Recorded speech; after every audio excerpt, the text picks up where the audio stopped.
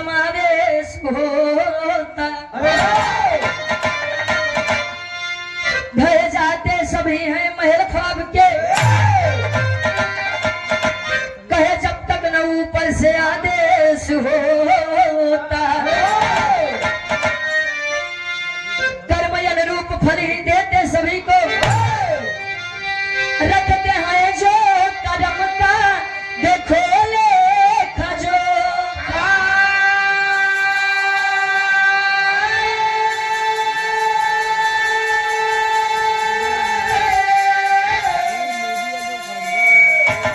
गलत कर्म का है नतीजा भयंकर, सत्य का फल देते अनूठा।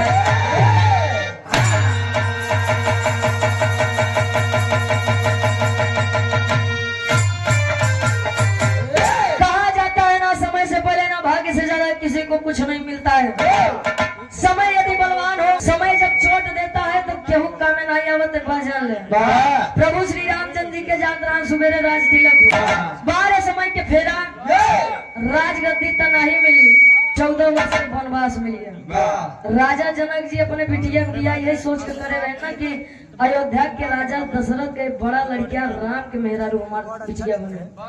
जीवन ऐसो आराम में बीते, लेकिन 12 समय जीवन ऐसो आराम में का बीते, कुल जीवन जंगले काट देंगे। अजब तनी थोड़ बचबो भद 12 वनवास हुई। और उसके बाद सीता समाधि ले सीतामढ़ी में जाए। विरह में बहुत सुंदर कवि जी गजल के भाव देते हैं। कैसे?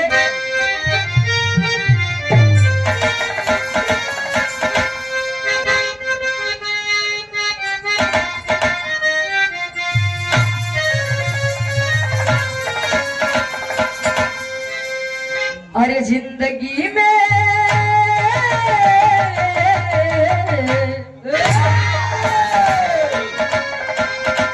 जिंदगी में हजारों का मेरा जुड़ा, जिंदगी में हजारों का मेरा जुड़ा।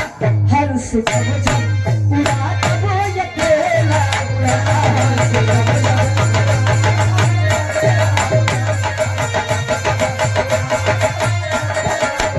जिंदगी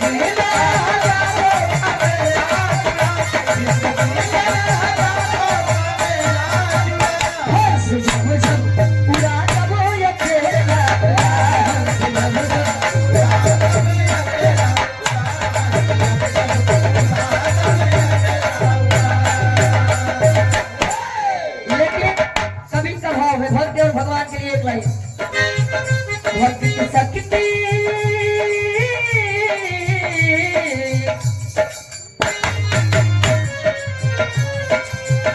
भक्ति शक्ति का फंदा है मुझे जुड़े, भक्त जित रहते भगवान हमेशा।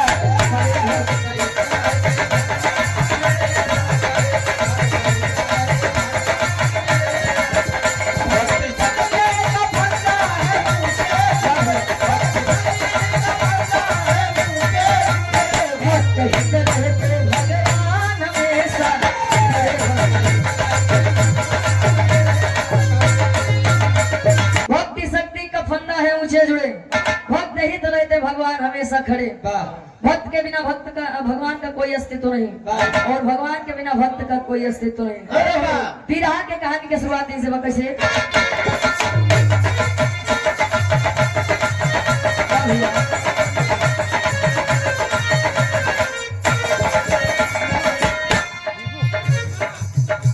होता समय बलवान वेद शास्त्र बताते, होती ही उन्हीं की जीत जो पग आगे बढ़ाते।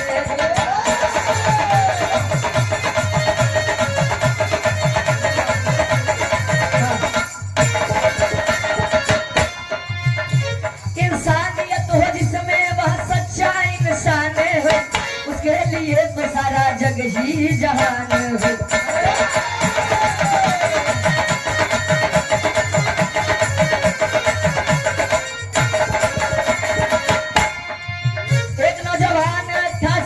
पुजारी निर्धन थे पिता घर में अंधी थी मतारी,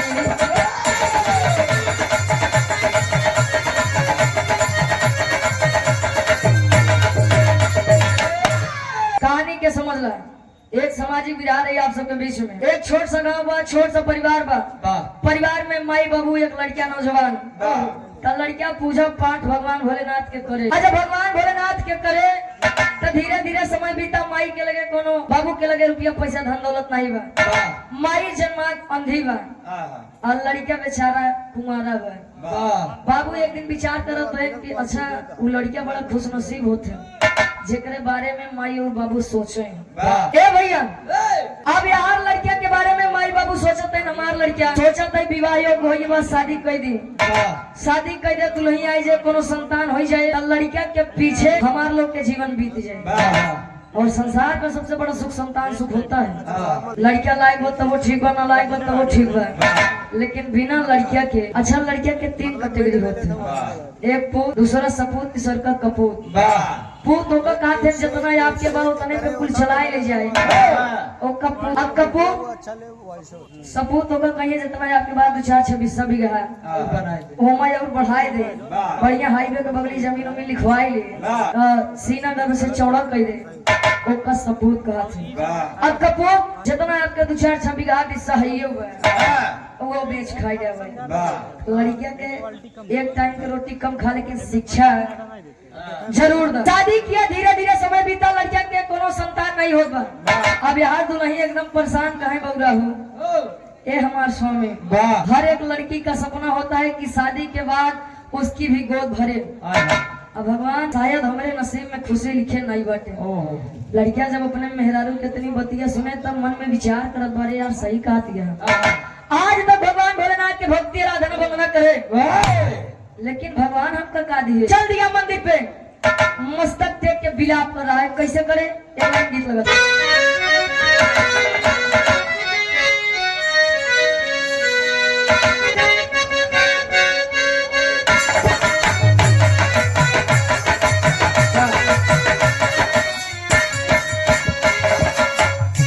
लड़का कहे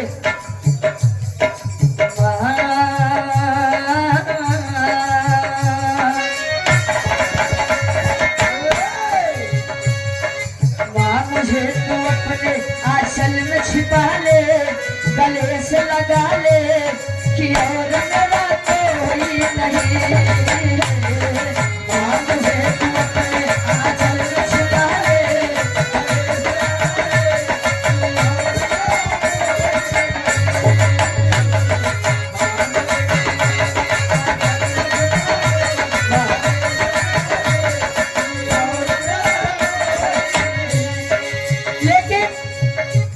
आंखों से बहे अविरल अस्को की धारा।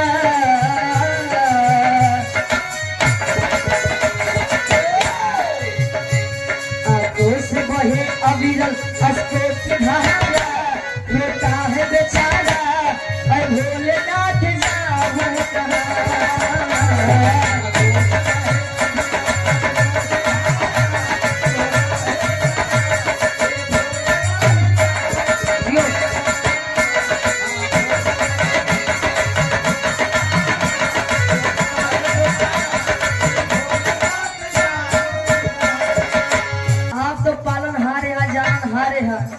कहा की है बाटी जवन हमारे कर्म किस्मत में खुशी है ये नहीं।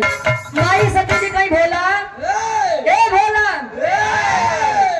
तनी नहीं नमक खोला है। कहाँ है हमार लड़किया बतावा रोवत बा विलाप करत बा। तो लड़किया माई सती जी समझावत है कहीं तब कहे कि हम कहा था आवा चला जा मंदिर पे होकर कुछ दाई दे। भगवान भोलेनाथ कहीं तू मेहरारू के जात बड़ा जल्दी सब पे मुहाई जा तू। कहीं तब का चाहत बा हमार लड़के अपन जान दे दे। भगवान भोलेनाथ माई सती जी का डाटा तो, लेकिन एक बात बा मेहरारू अगर जिद कही दे अपने जिद पे अडिग हो जाए हाँ तो जान ले तुम्हार लोग की हिम्मत नहीं बा कि आगे बढ़ी जाए। भगवान भोलेनाथ आज माई सती जी के हट से जिद से मंदिर पे आए। अच्छा मंदिर पे आए तो कहे बेटा अब रोवा गावा जी हाँ रोवा गावा जी ना भाई की बाटी जवान मन हो तो मांग ले। अबले भगवान भोलेनाथ कहे खबरदार रुक जाओ हम आए तो बाटी लेकिन एक वरदान मांगे। अच्छा ही जौन मांगे नहीं कि हम आई की बाटी तो जौन मन कहे तो मांगे लगे। जब एक वरदान के भगवान भोलेनाथ शर्त रखे तो लड़किया सोचत बा। तेरी के भाव में कवि जी लिखत हैं का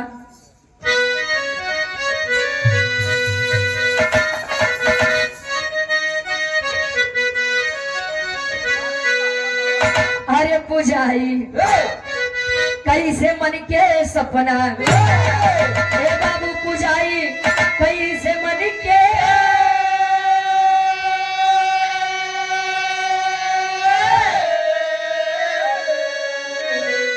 अरे पुजाई कैसे मन के सपना तदुलई पिता मतारी तीनों सोचे अपना अरे अपना अरे अपना तुम्हारी पिता मतारी तीनों सोचे अपना पुराई कैसे मन के सपना कहे बाबा मांगब था लेकिन हमका आधा घंटा के टाइम चाहिए। क्या करोगे? कहे हमारे घरे हमारे माई बाबू हमारे मेहरारू बा। अब जाते तीनों जने से पूछब के का चाहिए हमका जेकर लागे कि जेकर जरूरत ज्यादा बा वही माप से मांग ले। भाई ठीक बेटा जाओ। आवत बा सबसे आगे माई बैठी वही अंधी माई बैठी बा खटिया पे। तब जाई के लड़के कहे माई रे ए माई आज अपने मंदिर पे भगवान भोलेनाथ आए हैं बता तो का चाहिए। माई कहीं अरे हमार लाल जीवन में हम तो उसे कुछ नहीं मांगे लेकिन आज मांगा तो ही महतारी मांगे का राधे श्याम के भाव में कभी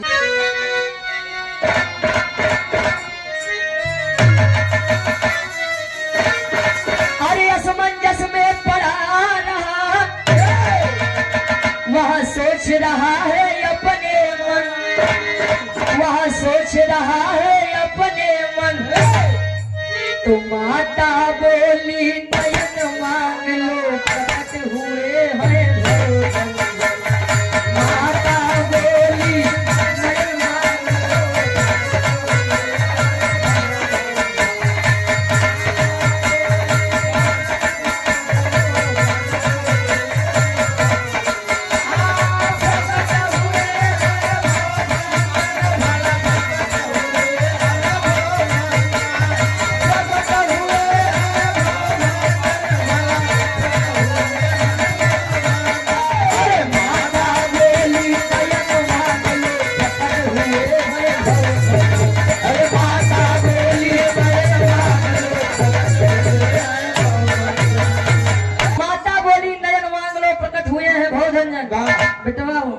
जीवन में तो सिर्फ कुछ नहीं मांगे आज मांगा तो जाई के अपने बुढ़िया मातारी खातिर ओकरे नेत्र के ज्योति मांगा। हम देख ली रंग बिरंगा संसार कैसे बा। अबे जब से तुम्हें जन्म दे नहीं देखे कि तू गोर बाटे कि सांवर बाटे कि करिया बाटे। जाई के भगवान भोलेनाथ से हमरे खातिर अगर कुछ करे चाहता तो नेत्र के ज्योति मांगा। ध्यान दिए मातारी अपन फरमाइश बताई चुकी बा नेत्र की ज्योति चाहिए वरदान। आगे का तो दुल्ही बैठी बा दुल्हिया का कहीं पगली रे रो गाँव जी केहू बताओ तो का चाहिए का चाहे तो के बोल तो दुल्ही बतावे का बतावे।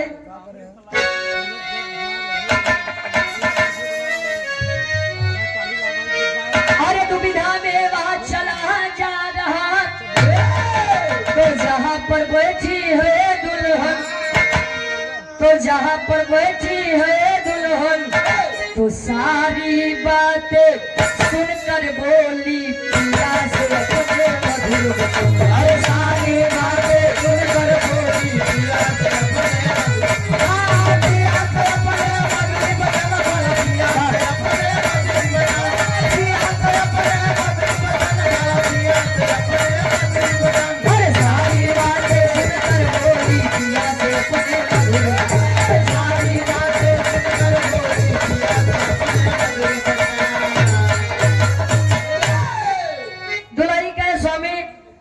हर एक लड़की की इच्छा होती है कि शादी के बाद वह माँ बने।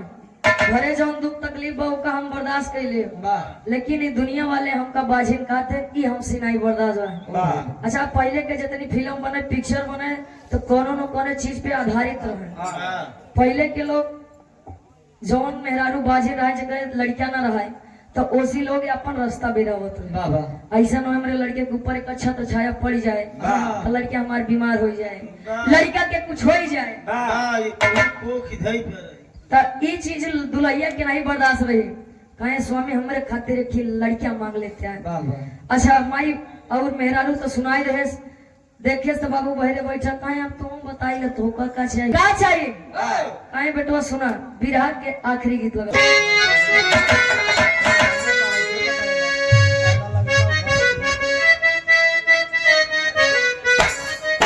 क्या बात है?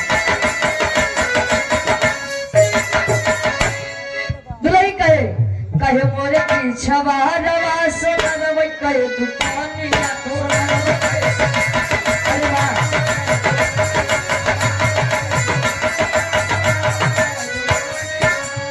नथिया कढ़ाई बत्ती न पोती नके नथिया कढ़ाई बत्ती न पोती नके बड़ा नीक लागे गीत आवराती नके बड़ा नीक लागे गीत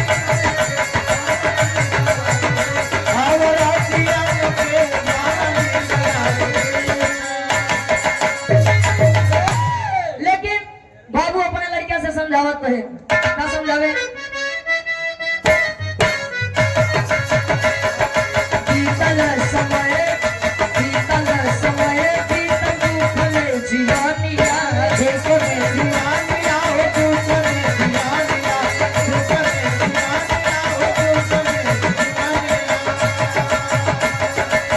सुखन पावली जवान बाटे सुखवन पावली जवान बाटे लाल धन माला जाके बाहर दान बाटे लाल धन माला जाके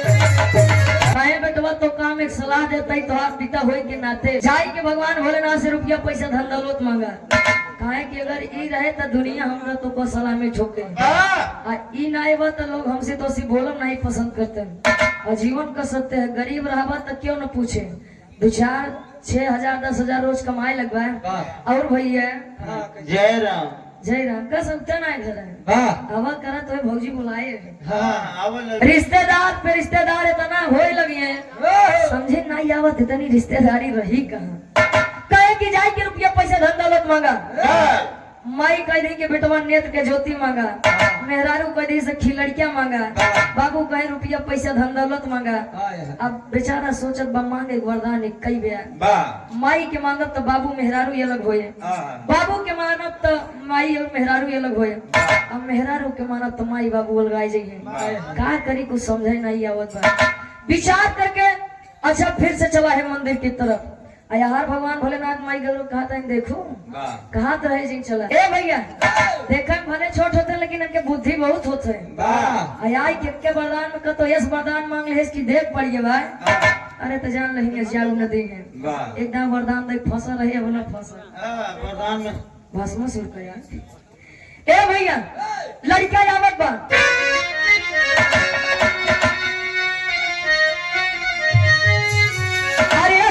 में फंस के करे विचार धार में नैया बा कवन जतन हम करी आज सरकार धार में नैया बा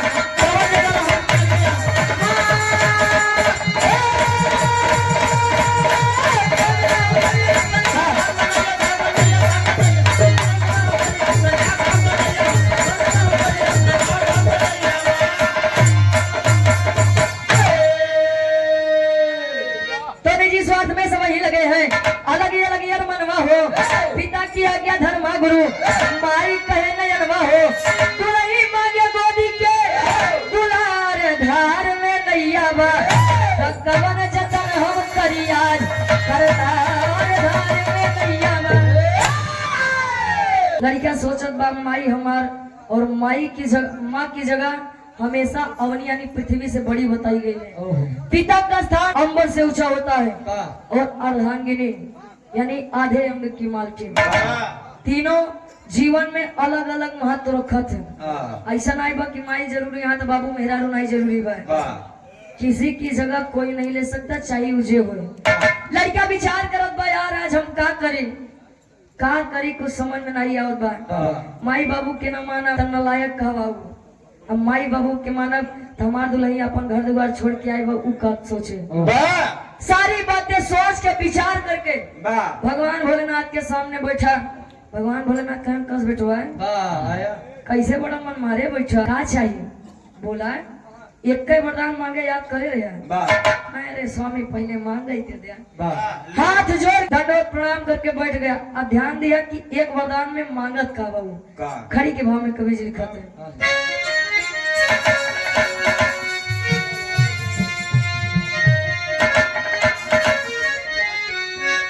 अरे हाथ जोड़ के शिव के सन्मुख अब बोल ललना अरे हाथ जोड़ के शिव के सन्मुख अब बोल ललना देख माई नाथ झूले सोने के फलना देख माई नाथ झूले सोने देख माई नाथ झूले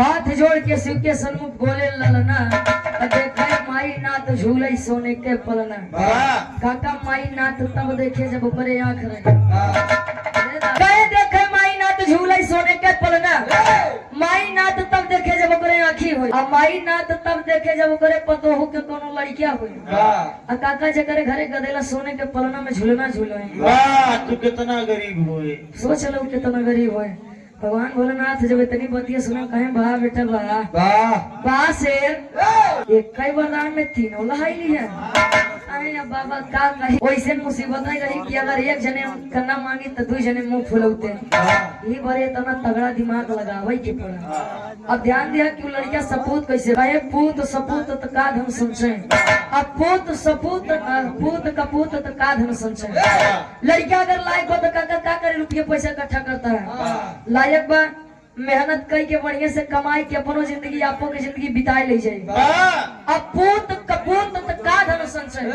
पता लाग तुम मेहनत मजदूरी पसीना बहाई के रुपये इकट्ठा करता है वाह और लड़के तोरे हुए ये नशा लागे वाह जितना तू धरे रहा उतना वो ले जाए उड़ाए दे बड़े लड़किया का बाकी लड़किया लायक जौन बने वो आपके भाई गिरजा जी इतनी बतिया सुन के कहा नहीं भगवान भोलेनाथ कहे अरे बतिया के सुन के चकित भैले भोले दानी हो दैता बड़ा दान कहे गिरजा भवानी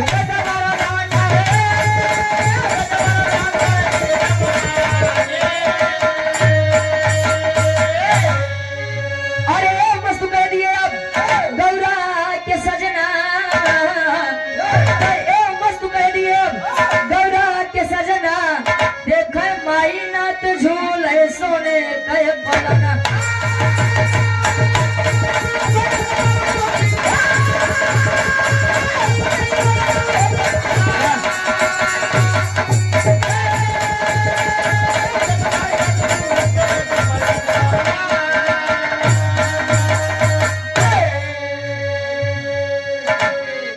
मस्त कह दिए गौरा के सजना कहीं बेटा ये मस्त ऐसा ही होगा लड़कियां खुशी खुशी अपने माई बाबू अब मेहरारू लड़किया के साथ जीवन व्यतीत सपूत लड़कियां यहाँ से भावो आज की लड़कियां जहाँ शादी ब्याह होने के बाद मेहरारू 2 दिन 4 दिन मुँह फुलाए है कहीं हमका पता हो भैया हमका पता हो कि तोरे घरे तना काम करे के पड़त विश्वास माना तोरे घरे अगुवाई न करी दूसरे घरे चली जाई अब दूल्हा बेचारा 1 दिन 2 दिन 4 दिन सुने से कहे अच्छा का बात है बताओ कहाँ तोरे माई बाबू जान ले जीवन मदद करे हैं या तो इनका अलग कह या तो हमका भेज दे हमारे नैहरे जाए के हाथ जोड़ के खड़ा हो गए कहे माई बाबू तोहार तो बीत गए अब हमारो बीते दे हमारो बीते दे नहीं तो गरीब नैहरे चली जाए तो बड़ी तकलीफ हो जाए ए भैया और कहीं कहीं ये होता है कि माई बाबू के दोनों गलत रहा है लेकिन अगर माई बाबू लड़कियों के जौन कह दे तो मान मेहरारू सब चीजें अपन छोड़ के तोरे घरे आवत है पत्नी को घर में कितनी इज्जत मिल रही है ये उसके पति पर निर्भर करता है। ये मेरे विराट के शीर्षक रहा सामाजिक कहानी रही आखिरी में खानदान के परिचय बा और बाबूजी यहाँ से हमारे तरफ गुरु बिहारी गुरु रामलाल हिकारी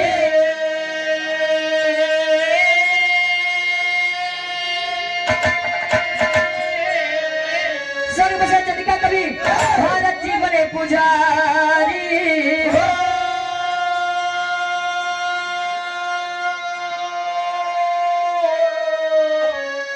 पूजाई कैसे मन के सपना तो गाँव में रुचि यदो माँ शारद सदा सहाय पूजाई कैसे मन